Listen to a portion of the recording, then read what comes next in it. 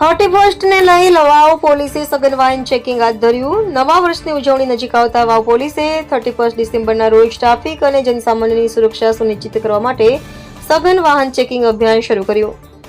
વાવ થરાદ વિસ્તારના મુખ્ય માર્ગો, હાઈવે અને સરહદી વિસ્તારોમાં પોલીસ દળોએ વાહનો અટકાવી પત્રક સહિત તમામ કાનૂની દસ્તાવેજોની તપાસ કરી.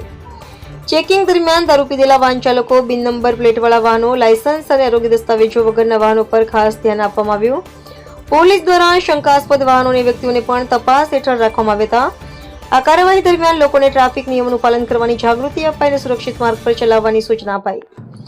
વાવ પોલીસે સ્પષ્ટ સંદેશ આપ્યો છે કે નાણાભંગ કરનારા, અયોગ્ય વાહન ચાલકો કે અન્ય શંકાસ્પદ પ્રવૃત્તિઓ સામે કડક કાયદેસર કાર્યવાહી કરવામાં આવશે. આ સઘન તપાસનો હેતુ માત્ર નિયમન સુનિશ્ચિત કરવાનો જ નહીં, પણ શહેરમાં લોકો માટે સુરક્ષિત અને શાંતિપૂર્ણ 31 અને નવા વર્ષની ઉજવણી કરવી છે.